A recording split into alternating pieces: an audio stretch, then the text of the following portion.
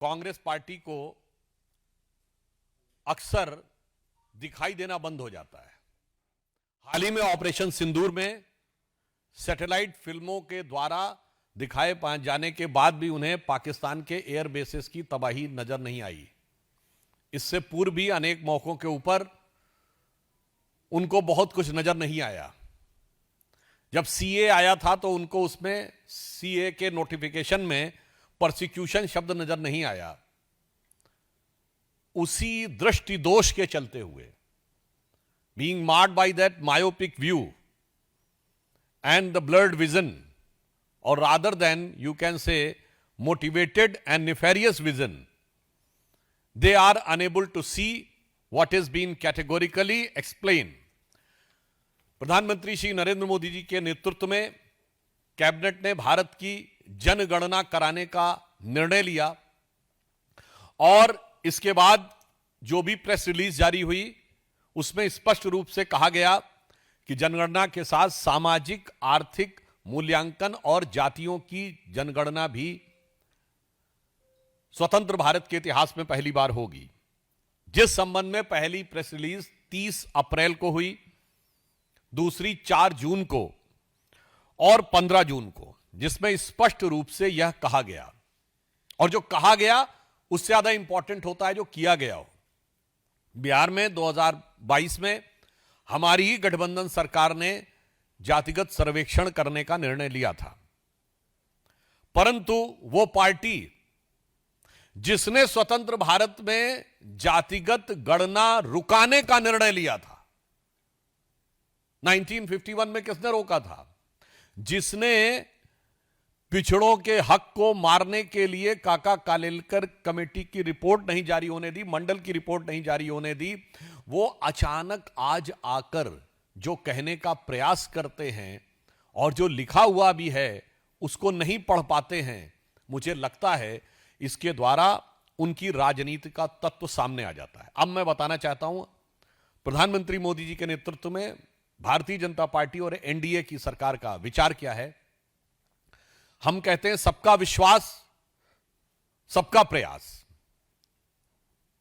अब इसीलिए हमारी सरकार जिस विषय को लेकर सामाजिक सांस्कृतिक सर्वेक्षण, सामाजिक और आर्थिक सर्वेक्षण और जातिगत जनगणना कराना चाह रही है, उसके पीछे हमारा उद्देश्य है सभी जातियों की पहचान, सभी जातियों को सम्मान और सबसे पिछले छोर पर खड़ी हुई जातियों का उत्थान। मगर जो इंडिया गठबंधन और कांग्रेस की सोच क्या है? केवल अपने अपने परिवार का उत्थान और उसके लिए जातियों में घमासान। हमारी सोच और उनकी सोच में एक मूलभूत अंतर है। हम सभी जातियों की पहचान, उनका सम्मान और उनके उत्थान के लिए समर्पित हैं। ये अपने परिवार को सारा मिष्ठान, उसके लिए सब वर्गों में हो जाए घमासान, ये उससे ज्यादा प्रेरित है। ऑन द टेक्निकल एस्पेक्ट मैं कहना चाहूंगा, इतने लंबे समय तक सरकार में रहने के बाद कम से कम कांग्रेस पार्टी को टेक्निकल इश्यूज समझने चाहिए। जातिगत जनगणना का नोटिफिकेशन केंद्र के द्वारा होता है। राज्य जातिगत जनगणना कर ही नहीं सकते, तो किस राज्य के नोटिफिकेशन को दिखा रहे हो? वो केवल सर्वे कर सकते हैं। सर्वे को नोटिफाई करने का प्रोसीजर अलग है, उसका स्टैच्यूटरी प्रोसीजर नहीं है, गवर्नमेंट ऑर्डर है। जातिगत जनगणना केंद्र के द्वारा की जाती है, उसका स्टैच्यूटरी प्रोसीजर है, followed by the government order है। और वैसे देखिए, ये स्वयं जिस तेलंगाना राज्य का उदाहरण दे रहे हैं, पहली बात तो वहां सर्वेक्षण हो रहा है, सेंसस नहीं, स्पष्ट समझना चाहिए। गणना नहीं हो रही है, सर्वे हो रहा है। दूसरा, जिस राज्य का उदाहरण दे रहे हैं वहां के मुख्यमंत्री तो अभी बोल रहे हैं, उनका आज ही का बयान आया है कि पैसे की कमी हो गई है, कल्याणकारी योजनाओं में देने के लिए पैसा नहीं, और ये पहली बार नहीं हुआ है। ये कांग्रेस की खटाखट योजना ने जो किया है, पहले हिमाचल प्रदेश में खटाखट सारा खजाना सफाचट, उसके बाद आई यही चीज हुई हरियाणा, उस कर्नाटक के में, हिमाचल के बाद खटाखट वहां भी स्थिति हो गई खराब। अब सेम चीज तेलंगाना में आती जा रही है। यानी यह साफ दिखाई पड़ रहा है कि कांग्रेस जहां जहां सत्ता में आती है, इनका खटाखट मॉडल देश के विकास के लिए एक बड़ी चुनौती बनता हुआ जा रहा है, क्योंकि यह समग्र आर्थिक विकास को ध्यान में रखकर नहीं विकास करते। हमारे राज्यों में यदि कल्याणकारी योजनाएं काम कर रही हैं, उसके साथ साथ राज्य में नए संसाधनों का भी संचय उसी दृष्टि से हो रहा है। इसलिए मैं एक पंक्ति में कहना चाहूं, जहां जहां ही कांग्रेस आई, वहां वहां आर्थिक दृष्टि से हो गई तबाही। और यह उदाहरण हिमाचल, कर्नाटक और उसके बाद तेलंगाना में दिखाई पड़ रहा है। इसलिए मैं कांग्रेस पार्टी से स्पष्ट रूप से कहना चाहूंगा कि आप वो पार्टी हैं जो जातिगत आधार के ऊपर इस देश में एक दूसरे से लड़ाकर अपनी राजनीतिक रोटी सेकना चाहते थे। ये वो पार्टी है जिनके समर्थकों ने कभी, याद करिए, बिहार में एक दौर में नारा चलता था, भूरा बाल निकाल रहा हूं, ये 4 जातियों का प्रतीक था। परवल 4 का प्रतीक था। एक दौर में किसी का नाम लेके कहा जाता था, फलाना खाएगा हलवा और ढिमाका खाएगा बलुआ। तो वही कांग्रेस में किसी जमाने में अजगर यूज हुआ। तो कभी गुजरात में इसी कांग्रेस ने KHAM खाम यूज किया, तो कहीं कर्नाटक में अहिंदा यूज किया। मगर मोदी जी ने क्या कहा? सबका साथ, सबका विकास, सबका विश्वास, सबका प्रयास। यूज सारी जातियों का नाम किया, मगर सारा अर्पण अपने को ही किया।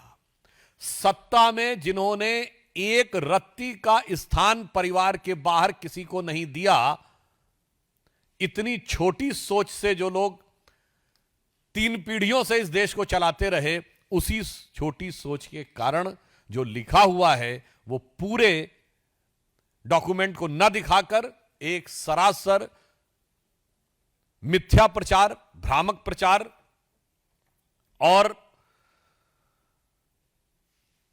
इसके द्वारा वो देश को भ्रमित करने का प्रयास कर रहे हैं, क्योंकि शायद उन्हें यह लगता है कि इस चीज को लेकर जो मंसूबे उन्होंने पाले थे वो पूरे नहीं हो पा रहे हैं। मैं स्पष्ट रूप से पूछना चाहता हूं, कांग्रेस पार्टी पहले जवाब दे। कर्नाटक और तेलंगाना में उन्होंने अल्पसंख्यक समुदाय के जिन जिन लोगों को, जिन इतनी भारी संख्या में जातियों को इंक्लूड करने का प्रयास किया है, जिसके बारे में कोर्ट की भी टिप्पणी है, उस पर उनका क्या कहना है? आखिर में आप किसका हिस्सा मारना चाहते हैं? पश्चिम बंगाल की सरकार ने जिस भारी संख्या में मुस्लिम समाज के लोगों को ओबीसी में इंक्लूड किया है, जिसके लिए पिछड़ा वर्ग आयोग ने बाकायदा जवाब तलब किया कि संभवतः शायद 91 में 73 जातियां मुस्लिम समाज की थी। राहुल गांधी और इंडी गठबंधन वाले इस पर जवाब क्यों नहीं देते? और आपको एक बड़ा मजेदार तथ्य बताऊं कि जब ओबीसी कमीशन ने उनसे पूछा कि ये इतना कैसे हो गए, तो उन्होंने कहा कन्वर्ट होने से पहले ये इस जाति के थे तो इसमें हो गए। अब आप एक और बात सुनिए, उसमें यह भी कहा गया बंगाल में, भाई तो फिर इतनी भारी मात्रा में कन्वर्जन कैसे हो गया? तो चुप हो गए। मगर एक और मजेदार बात, अभी जो लेटेस्ट चेंज किया है पश्चिम बंगाल की कैबिनेट ने, उसने संभवतः 141 जातियों को उसमें डाल दिया है।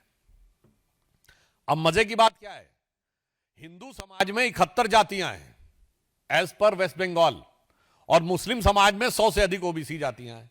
भाई अगर कन्वर्ट होने से पहले थे 71, तो ये कन्वर्ट होने के बाद 71 से ज्यादा कैसे हो गए? यह साफ दर्शा रहा है कि आरक्षण के नाम पर वोट बैंक की राजनीति करके पिछले दरवाजे के द्वारा पिछड़े वर्ग के आरक्षण में सेंध ही नहीं लगाना, जिसे कहते हैं ना पूरी की पूरी दीवार ढहा देने का काम इंडी गठबंधन की सरकारों के द्वारा किया जा रहा है। इसीलिए प्रधानमंत्री मोदी जी के नेतृत्व में हमारी एनडीए की सरकार ने जो एक सकारात्मक निर्णय लिया है, उसके द्वारा होने वाले इस सकारात्मक पक्ष को वो स्वीकार करने को तैयार नहीं रह रहे हैं।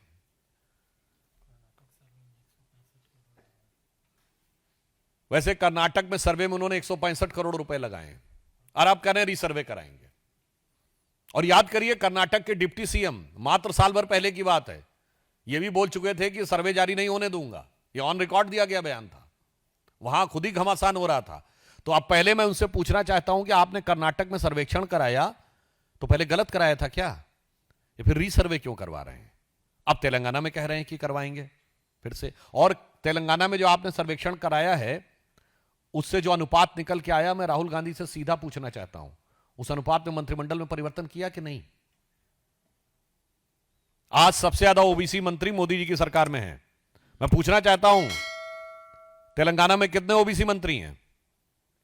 और मैं राहुल गांधी जी से भी पूछना चाहता हूं और कांग्रेस पार्टी से कि 2014 में जब डॉक्टर मनमोहन सिंह जी की सरकार ने इस्तीफा दिया, कितने ओबीसी मंत्री थे? 2-3 भी नहीं थे पूरी कैबिनेट में। इसलिए इससे बहुत साफ हो जाता है कि इनका उद्देश्य समाज के अंदर भ्रम पैदा करना और अपने परिवार के हाथ में सत्ता रखना है। चूंकि वह उद्देश्य बिखरता हुआ नजर आ रहा है, इसलिए इस प्रकार के प्रपंच, झूठ और मिथ्या प्रचार का सहारा लिया जा रहा है।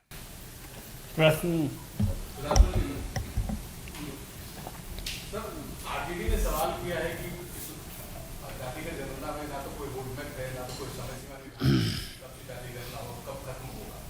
दूसरी तरफ अखिलेश यादव ने सवाल किया है कि जनता भरोसा नहीं करेगी, उसने अपील की है।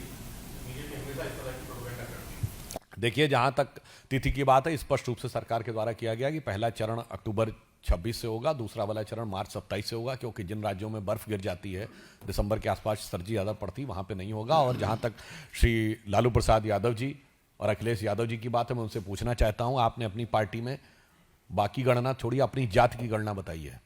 अपनी जाति में आपने अपने परिवार के अलावा किसी को सत्ता दी? जिस दिन मुख्यमंत्री का पद छोड़ने की बात आई तो लालू प्रसाद यादव जी ने क्या किया? पहले मेरा साला, उसका जलवा चलता था, फिर मेरी पत्नी, फिर मेरा बेटा, फिर मेरा दूसरा बेटा, फिर मेरी बेटी, फिर मेरी दूसरी बेटी। और धरती पुत्र मुलायम सिंह जी, जब सत्ता की बात आई तो भाई भी नहीं, बेटा ही नजर आया। तो इससे साफ समझ में आता है कि जातिगत जनगणना के मुद्दे के ऊपर इनका उद्देश्य अपनी जाति में भी एक की गणना नहीं है। अपनी जाति में भी किसी एक भी व्यक्ति को यह सत्ता देने को तैयार नहीं है। इससे यह समझ में आ जाता है कि ये किस प्रकार की भावना रखते हैं। और लालू प्रसाद यादव जी का तो सबसे दुर्दांत और दुर्भाग्यपूर्ण और भर्त्सना योग्य जो चित्र आया है, उस पर सफाई देनी चाहिए कि बाबा साहब अंबेडकर की फोटो पैरों के आगे रखे हुए ये वही पार्टी है, ये कोई तो संयोग मत मानिएगा, जिसने बिहार में लंबे समय तक ग्राम पंचायत और परिषद में दलितों को आरक्षण नहीं दिया था, जिसके दौरे हुकूमत में दलितों की सबसे ज्यादा हत्याएं होती थी। ये समाजवादी पार्टी वही पार्टी है जिसके दौरे हुकूमत में दलितों का रिजर्वेशन इन प्रमोशन बैकडेट से खत्म किया गया था, यानी जो लोग प्रमोट हो गए थे उन्हें रिवर्ट कर दिया गया था। ये वही पार्टी है जिसने उत्तर प्रदेश की पहली दलित मुख्यमंत्री मायावती जी को जान से मारने की कोशिश की थी और उनके विधायकों को, अनुसूचित जाति के विधायकों को जातिवाचक शब्दों के साथ अपमानित करके पकड़ कर अपहरण किया था। यह स्टेट गेस्ट हाउस कांड 1995 में बहुजन समाज पार्टी के नेताओं के द्वारा कोर्ट में दिया गया लिखित बयान है। तो मुझे लगता है इन दोनों के बोलने पर मुझे नजर आता, सूप बोले तो बोले, चननी भी बोले जिसमें 100 छेद।